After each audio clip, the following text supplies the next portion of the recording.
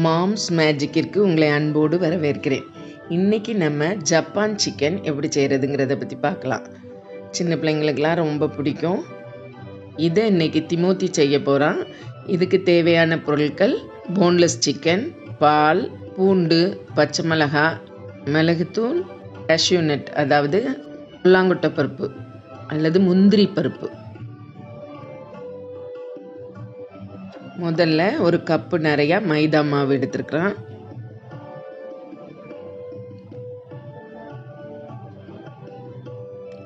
மைதா மாவு கூட மிளகுத்தூள் 2 ஸ்பூன் இருக்கான், அதில் 1 ஸ்பூன் இப்போ சேர்க்குறான். அடுத்ததாக இதுக்கு தேவையான அளவு உப்பு.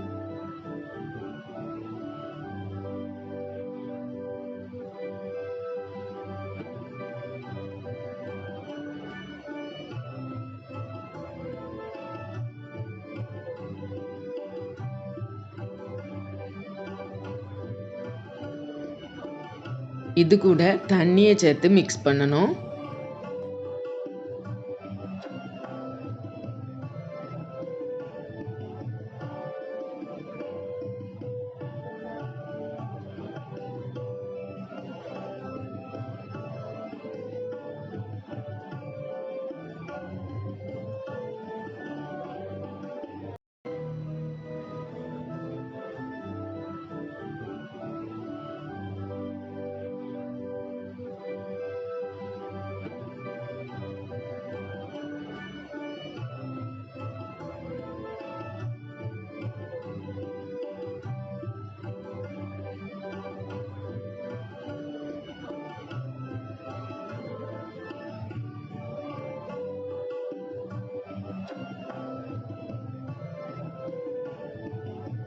மீதி இருக்கிற மிளகு தூளையும் இப்போ சேர்த்தாச்சு.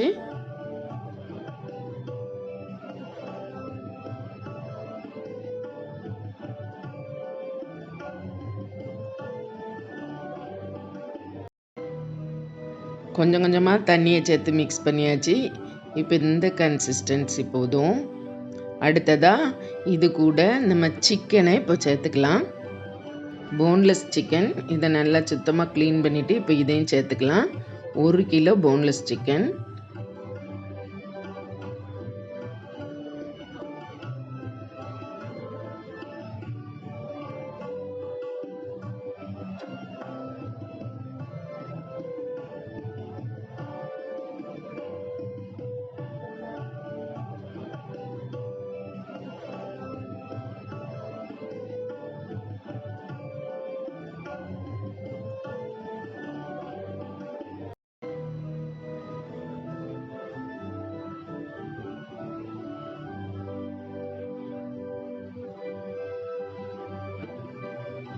மைதா கலவை கூட சிக்கனை நல்லா மிக்ஸ் பண்ணியாச்சு.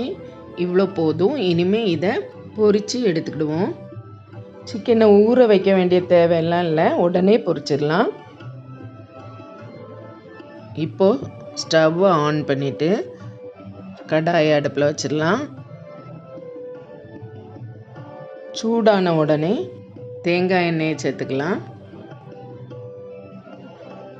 சிக்கன் எண்ணெயில் முங்கி பொரியணும், அதனால் கொஞ்சம் அதிகமாகவே தேங்காய் எண்ணெயை சேர்த்துக்கலாம். இப்போ சிக்கனையும் இதில் சேர்த்துக்கிடலாம்.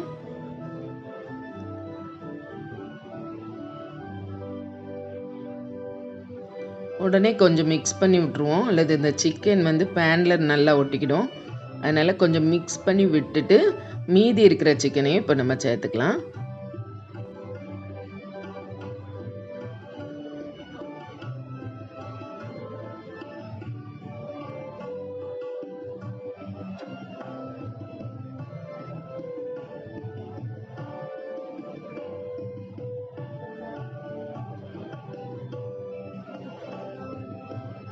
சிக்கனை மிக்ஸ் பண்ணிவிட்டு அப்படியே மாற்றி போட்டுக்கிடுவோம்.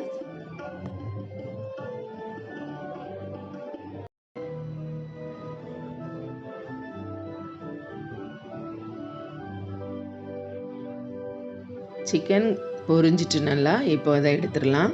இதே மாதிரி மீதி இருக்கிற சிக்கனையும் கொஞ்சம் கொஞ்சமாக போட்டு பொரித்து எடுத்துக்கிடுவோம்.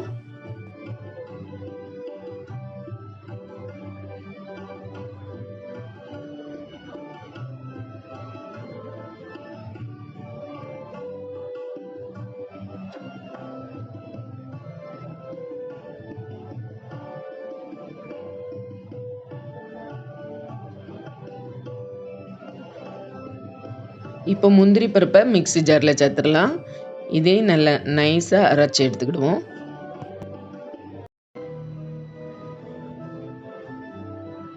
ஜப்பான் சிக்கனுக்கு ஒயிட் சாஸ் ஒன்று ரெடி பண்ணிக்கிடுவோம். அதுக்கு இப்போது திரும்பவும் ஸ்டவ்வை ஆன் பண்ணிவிட்டு கடாயை வச்சுக்கிடுவோம். கடாய் சூடானோடனே பட்டரை சேர்த்துக்கலாம். இந்த டைமில் தீயை சிம்லேயே வச்சுக்கணும்.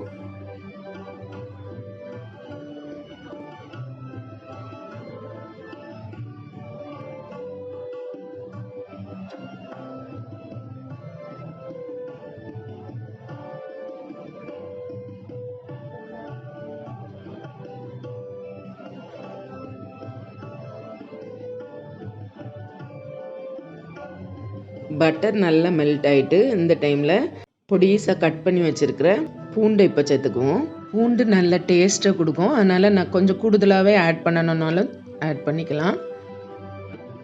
பூண்டை கொஞ்ச நேரம் மிக்ஸ் பண்ணி விடுவோம். இப்போது பச்சை மிளகாவை சேர்த்துக்கலாம்.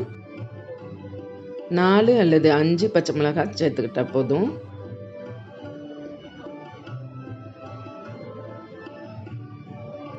பட்டரில் பச்சை மிளகாய் சேர்த்து நம்ம ஃப்ரை பண்ணும்போது அது ஒரு நல்ல ஃப்ளேவரையும் கொடுக்கும். இப்போ பாலையும் சேர்த்துக்கலாம். 3 டம்ளர் பால் இப்போ சேர்க்குறோம்.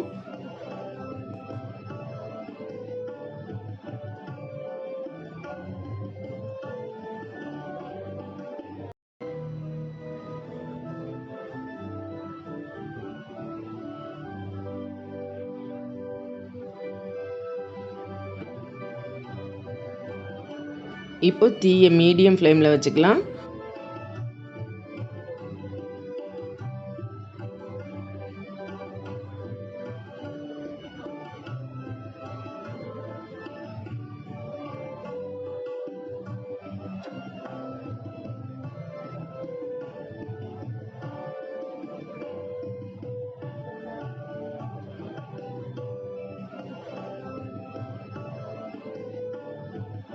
பால் கொஞ்சம் சூடானோடனே முந்திரி பருப்பு அரைச்சி வச்சுருக்கோம்ல கேஷ்யூ நட் பவுடர், அதை இப்போ சேர்த்துக்கலாம்.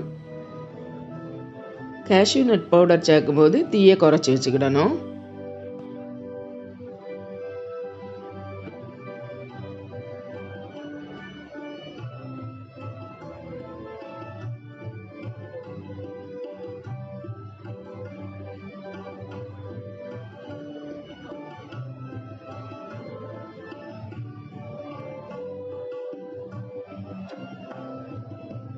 நல்லா மிக்ஸ் பண்ணி விட்டுடலாம்.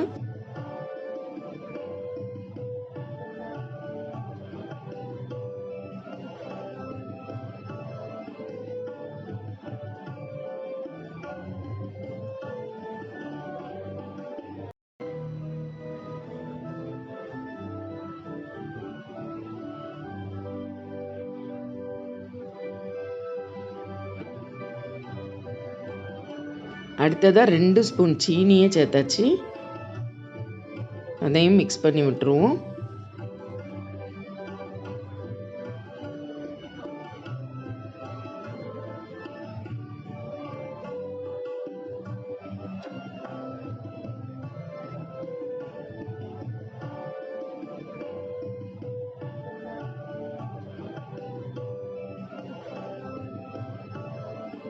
இந்த மாதிரி வரும்போது நம்ம பொரிச்சு வச்சிருக்கிற சிக்கனை இது கூட சேர்த்துக்கிடுவோம்.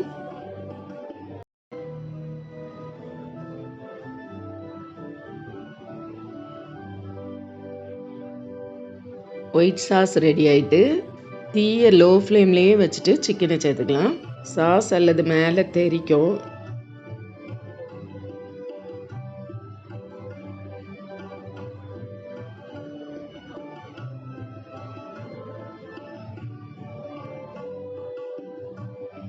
இந்த சாஸ் கூட சிக்கன் நல்லா மிக்ஸ் ஆகணும். நல்லா மிக்ஸ் பண்ணி விடுவோம். இந்த சாஸ் கூட சிக்கன் 3 அல்லது 4 நிமிஷம் குக் ஆகணும். சாஸ் கூடயே சேர்ந்து வேகட்டும்.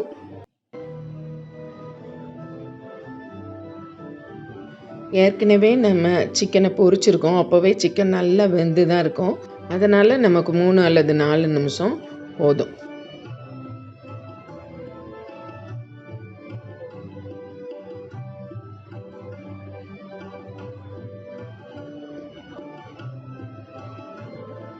இப்போ இதுக்கு தேவையான உப்பையும் சேர்த்துக்கிடுவோம்.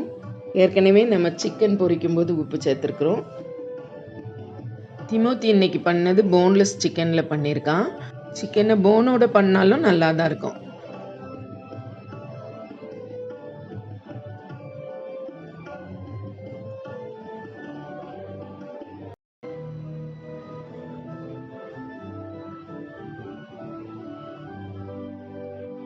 சாஸ் நல்லா திக்காயிட்டு சிக்கன் கூட நல்லா கோட் ஆகிட்டு இப்போ மல்லி இலை தூவிட்டு ஸ்டவ் ஆஃப் பண்ணிடலாம்.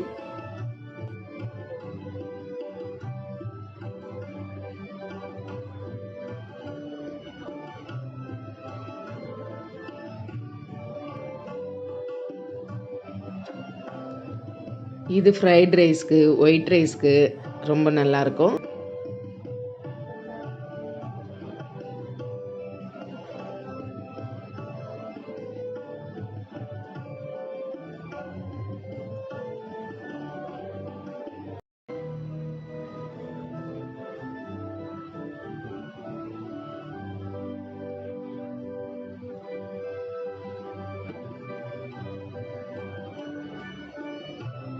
நம்ம இதில் சீனி சேர்த்துருக்கோம், அதனால் லைட்டாக இனிப்பாக இருக்கும். இது குழந்தைங்களுக்கெல்லாம் ரொம்ப பிடிக்கும். இந்த ஜப்பான் சிக்கன் இப்படி செய்கிறது உங்களுக்கு பிடிச்சிருந்துன்னா லைக் பண்ணுங்கள், ஷேர் பண்ணுங்கள், கமெண்ட் பண்ணுங்கள்.